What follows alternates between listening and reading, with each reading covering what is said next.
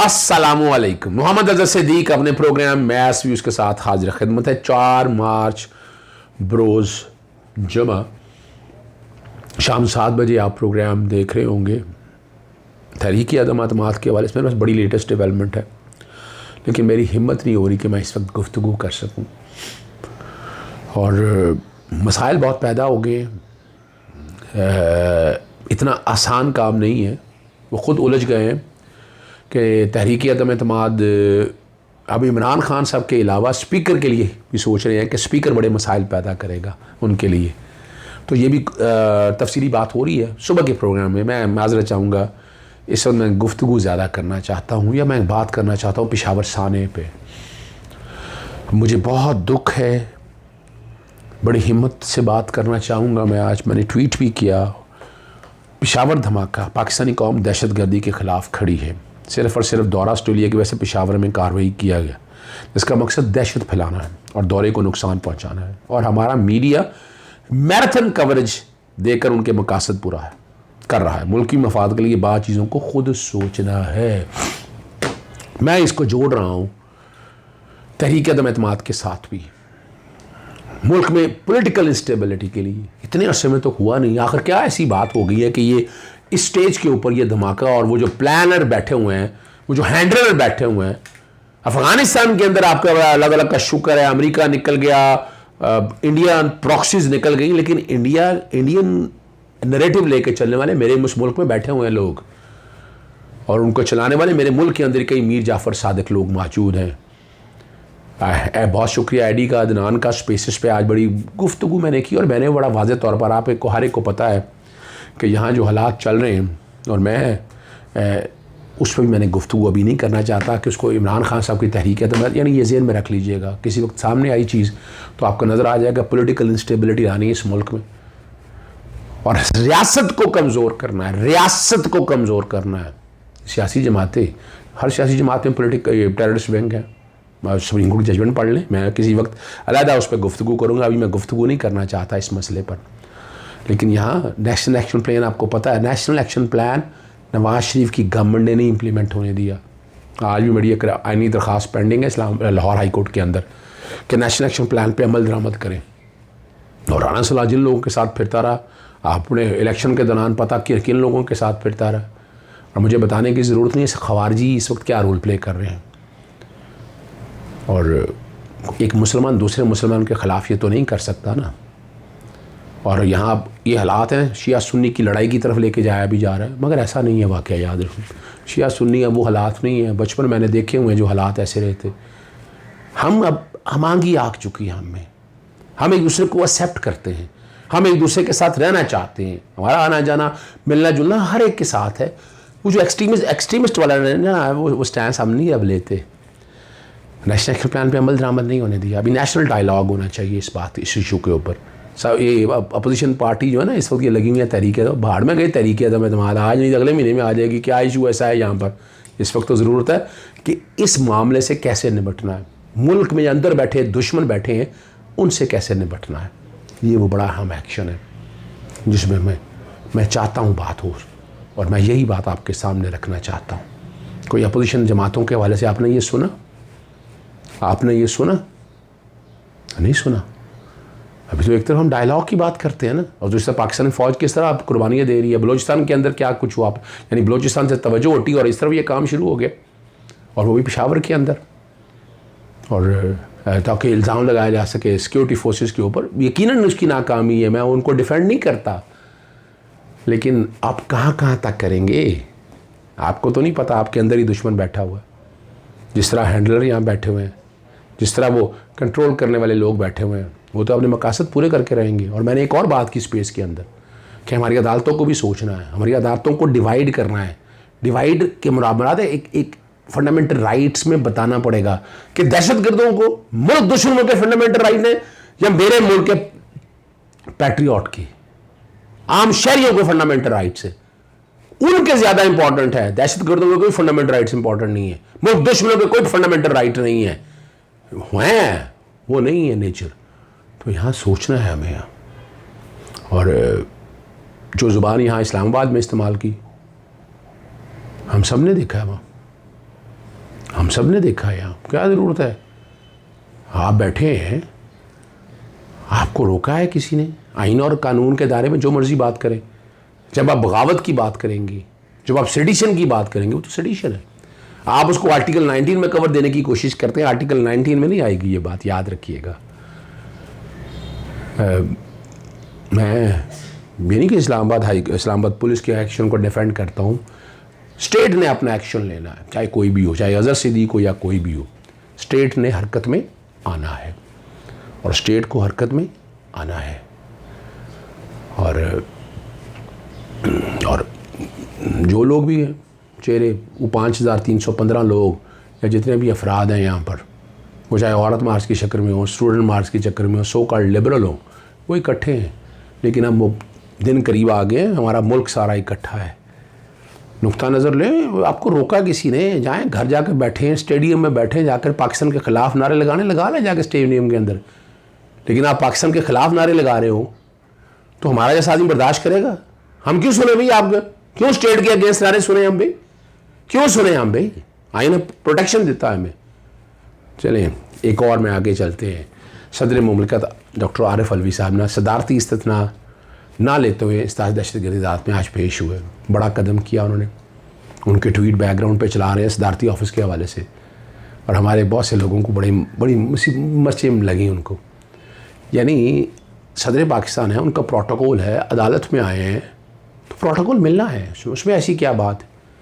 अब वो जो प्रोटोकॉल में साथ आए हैं, अब तुम कौन हो, क्या करते हो, अब ये अच्छा लगता है? ज़रा पहले वो सुनिएगा, सुनिए ज़रा वो क्या करें। भाई आप कहाँ से हैं और आपने कोर्ट का ये इंतज़ाम क्यों संभाल लिया था? अच्छा जी, आप कौन हैं जी? आप कैसे कोर्ट के बाहर खड़े हो गए, साथियों को रोक रहे हैं? आप बताएंगे आपको किसने कहा है कि आप कोर्ट के बाहर इधर रास्ता रोक दें सबका? फिर सदर मुमलिकत जिस गाड़ी में आए, सदर मुमलिकत की गाड़ी है भाई। अच्छा, उसमें नंबर प्लेट नहीं है, ये नहीं है, ये सिक्योरिटी रीजंस के हवाले से रखी जाती है। अगर सीधी बगैर नंबर प्लेट रखा हो तो ये पता चल जाएगा दहशतगर्द है। क्या पता नहीं है स्टेट को कौन आ रहा है? जब पता है कि सदर पाकिस्तान, अच्छा उस पर फिर कई उन्होंने ट्वीट कर दिए। मैं उनकी तरफ नहीं जाता, मैं तो सिर्फ ये बताता हूँ स्टेट्समैन होकर सोचें। वो भी बैकग्राउंड पे तस्वीरें चल रही। आज अब ख़ुद पेश हुए सदर मुमलिकत, और आइन का आर्टिकल, ये आइन पाकिस्तान 1973 है। अब इसमें अगर आप देखें, आप सदर पाकिस्तान है ना, और आइन का आर्टिकल 248 बड़ा क्लियर है, बहुत वाज़ेह है। बैकग्राउंड पे वो आर्टिकल चल रहा है।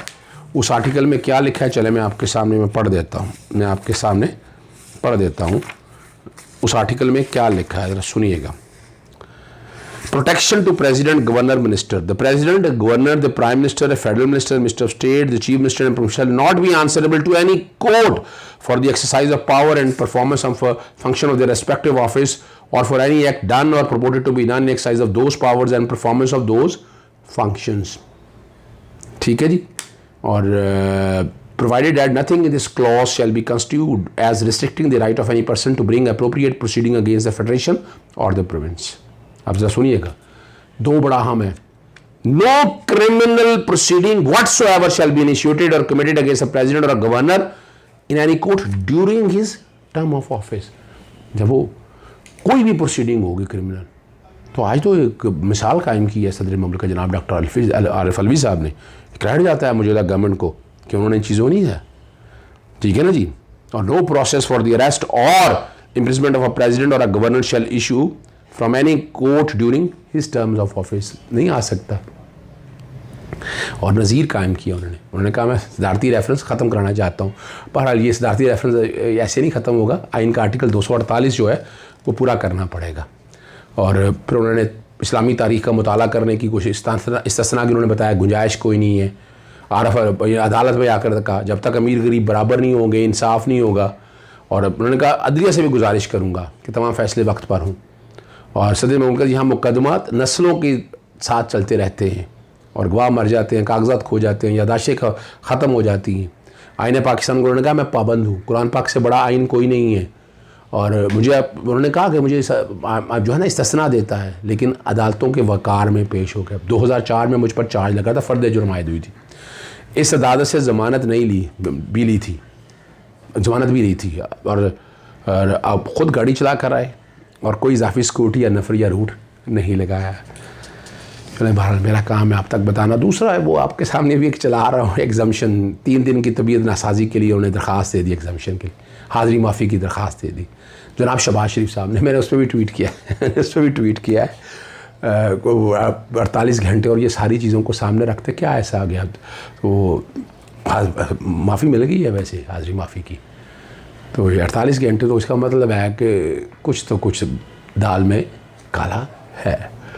और वहाँ जब समाअत शुरू हुई, नैब के गवाह जो हैं काशिफ इस्लाम जॉइंट रजिस्ट्रार SSCP पर के बयान पर इजरा हुई और एसोसिएट वकील पेश हुए, अमजद परवेज़ खुद नहीं थे। 4 कंपनियों का रिकॉर्ड पेश किया गया, उन कंपनियों के स्पॉन्सर नहीं, ये गवाह ने कहा। जो रिकॉर्ड पेश किया गया उसके मुताबिक शहबाज शरीफ ने कंपनियों से कोई फ़ायदा नहीं ली। जितनी भी कंपनियों का रिकॉर्ड पेश किया गया वो सब कानून के मुताबिक थी। और इसी तरह सैफुद्दीन को पेश हुए और उन्होंने कहा जी एक ही कंपनी का रिकॉर्ड पेश किया और उन कंपनियों में डायरेक्टर नहीं थे। मैं ये क्लियर करता चलो आगे चले, से पहले मैंने ट्वीट भी इस पर किया कि इस पर तो बड़ी सिंपल सी बात है भाई, जब है ही नहीं कंपनियों के अगेंस्ट थोड़ा है करप्शन और मनी लॉन्ड्रिंग, ये तो शहबाज शरीफ और हमजा शरीफ के अगेंस्ट है, ये ज़रा समझिएगा बात को। दूसरा आशियाना केस की समाअत और 2 गवाहान उस्मान हबीब और फरवा तारिक के बयान पर जिला मुकम्मल कर ली, हाज़री माफ़ी की दरख्वास्त है और 11 मार्च के लिए केस की समाअत मुलतवी हो गई। ये दूसरा एक चल रहा था आशियाना। इसी तरह असासे मुंजमद करने के ख़िलाफ़ दरख्वास्त जो है ना, पहले रमज़ान शुगर मिल की बात कर दें, बरियत की दरख्वास्त दायर कर दी उन्होंने कि मुझे बरी किया जाए और 11 मार्च तक वो मुलतवी कर दी है। हाज़री माफ़ी की दरख्वास्त दी, उन्होंने कहा जी मुझे बरी कर दिया जाए। अब ये बरी ऐसे थोड़ा ना शाती शुते रिकॉर्ड होनी है। साथ एक और अहम इशू था, असासे मुंजमद करने के ख़िलाफ़ एतराज़ात ऑब्जेक्शन फ़ाइल किए जाते हैं। 11 मार्च तक मुलतवी कर दिया, दलाइल के लिए आइंदा समाअत पर तलब कर लिया। जज है नसीम अहमद विरक और इंक्वायरी स्टेज पर असासा मुंजमद करवाए, मौक़िफ़ उनका ये है।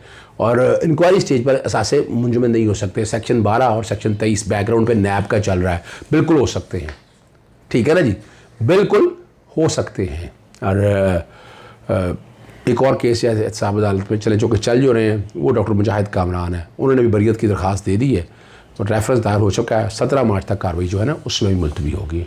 अगला जो अहम इशू है वो सियालकोट में श्रीलंकन शहरी को कत्ल करने और जलाने का मुकदमा का चला रहा है। और गुजरांवाला की चूँकि वज़ीराबाद से और सियालकोट से उस तरफ अगर आप आ जाए ना तो अदालत लगती है गुजरांवाला में बैठता है इंसानी दहशतगर्दी की अदालत। डिप्टी प्रोसिक्यूटर जो है ना 5 रुकनी प्रोसिक्यूशन टीम ने चलान जमा कराने की मंजूरी दी। 59 मुलजमान को नामजद किया गया। वाक़े की वीडियो डिजिटल शवाहिद को चलान का हिस्सा बनाया गया। DNA शवाहिद, चश्मदीद गवाहान और फ्रेंसिक को भी चलान का हिस्सा बनाया गया। प्रेंथा कुमार को भीड़ से बचाने वाला फैक्ट्री मैनेजर गवाह के तौर पर शामिल है और प्रोसिक्यूशन ने चलान में मुलजमान को सख्त से सख्त सज़ा देने की इस्तेज़ना की है। और कोट लखपत जेल में आपको पता है ये ट्रायल चलाया जा सकेगा और तमाम मुलजमान को कोट लखपत जेल में मुंतकिल कर दिया गया है। और कल जो है ना यानी हफ्ते वाले दिन 5 मार्च को इस केस की समाअत लाहौर में होगी। एक हाँ मॉडल टाउन वाला मैंने ज़रूर बताना है आपको। 14 मार्च के लिए ना केस मुकर्रर हो गया है, वरना लास्ट तो गालबन नवंबर में हेयरिंग हुई थी। अभी तक गालबन कोई जज साहब ने कोई छुट्टी हो जाती है और वजह है, लिस्टें कैंसिल हो जाती है, लोग पूछते हैं हमसे। अब तो तकरीबन केस ख़त्म हो गया। अब तो नवाज़ शरीफ और बाकियों के वकला ने दलाइल देने के GIT और GIT बन सकती है। इंक्वायरी और इन्वेस्टिगेशन की बातें हो रही हैं, इससे ट्रायल पे कोई फ़र्क नहीं पड़ना। पता नहीं क्यों घबराए हुए हैं, डरे हुए हैं। ये लार्जर बेंच इस केस को समाअत करा जनाब चीफ जस्टिस अमीर मोहम्मद भट्टी साहब की सरबराही में। अब देखते हैं कि 14 मार्च को समाअत होती है या नहीं होती है। आखिरी केस आपके सामने छोटा सा एक डिस्कस कर दूँ। वो जो है ना जी तहरीरी फ़ैसला दे दिया है अदालत ने जो बरियत की दरख्वास्त खारिज की है सबा कमर और बिलाल सईद की। मुलजमान रिकॉर्ड पर ऐसा कुछ नहीं ला सके जिससे बदनीति ज़ाहिर हो। इस्तगासा के इल्ज़ामत पर शहादतें रिकॉर्ड करने की ज़रूरत है। अभी फ़र्द जुर्म भी आयद नहीं हुई, 265D की एप्लीकेशन दी है और इस्तगासा की जानिब से सबूत के जायज़े के बगैर ये काम नहीं किया जा सकता कि इसमें सज़ा का इम्कान, ठीक है ना जी, मासूम यानी इस स्टेज के ऊपर मासूम होने या इर्तिकाब जुर्म का तयन नहीं हो सकता। अभी ये भी तयन नहीं हो सकता कि मुलजमान के ख़िलाफ़ इल्ज़ाम बेबुनियाद हैं। और 16 मार्च को फ़र्द जुर्म के लिए अदालत ने पेश होने का कहा है। चलें, बात ख़त्म हो गई है, काफ़ी गुफ्तगू हो गई है। सुबह के प्रोग्राम में मैं डिटेल में डिस्कस करूँगा तहरीक अदम एतमाद और बाकी चीज़ों के हवाले से। इजाज़त चाहता हूँ। अस्सलाम वालेकुम, अल्लाह हाफ़िज़, पाकिस्तान जिंदाबाद।